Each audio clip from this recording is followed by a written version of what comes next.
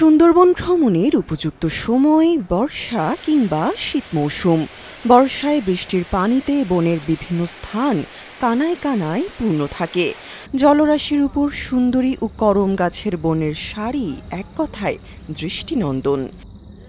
একমাত্র ওয়ালটন এসি দিচ্ছে 1 বছরের রিপ্লেসমেন্ট গ্যারান্টি।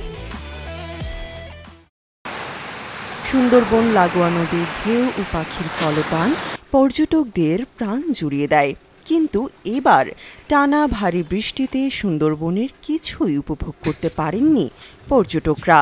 অনেকটা হতাশ হয়েই ফিরে আসতে হয়েছে 400 ভ্রমণ পিপাসুকে। সুন্দরবনে বেশ কিছু পর্যটক ঢুকেছিল আমাদের যে কটকা, খচিকালি, হিরন পয়েন্ট সেই সব জায়গায় প্রায় 9টা লঞ্চ ঢুকেছিল। তার 400-450 মতো আপনার পর্যটক ছিল। যে উত্তাল ঢেউ, এই ঢেউর ভয়ে তারা সব তাড়াতাড়ি চলে আসে। সুন্দরবন সঠিকভাবে উপভোগ করার মতো সুযোগটা হয়নি। পূর্ব সুন্দরবন করমজল বন্যপ্রাণী ও পর্যটন কেন্দ্র থেকে জানা গেছে, টানা ভারী বৃষ্টির কারণে গত 13 সেপ্টেম্বর থেকে কোনো পর্যটক আসেননি। এদিকে বনের আরেক সৌন্দর্যময় স্থান কটকা ও কচিখালিতে হরিণ আর পাখি দেখা যায় ভালোভাবে। এর মধ্যে কটকা অনেক বিরল বন্যপ্রাণীর জন্য সুপরিচিত।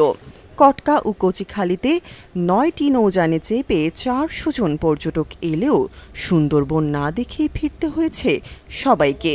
দি ওয়েভ, মোহাম্মদিয়া 2, আল আসকা, সিলভার ক্রুশ, জলফড়িং, সানশাইন, রেইনবো, রিজার্ট ও সিপল 3 লঞ্চে চেপে প্রায় 400 পর্যটক এসেছিলেন।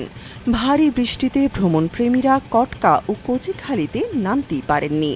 পর্যটকরা ফিরে যাওয়ায় আর্থিকভাবে ক্ষতিগ্রস্ত হয়েছেন ট্যুর অপারেটর ব্যবসায়ীরা। নিম্নচাপের প্রভাবে পানির উচ্চতা কিন্তু তুলনামূলক কম। আমাদের সুন্দরবনের এই যে গরম জল সহ সুন্দরবনে বেশ কিছু পানি হয়েছে, তবে এই পানিতে বন্যপ্রাণীর কোনো ক্ষতি হবে না।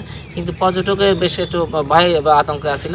তবে 2-1 দিনের ভিতরে আশা করছি যে না, এটা ঢেউটা কমে যাবে এবং পরিবেশ ফিরে আসবে, তখনই পর্যটক আসবে।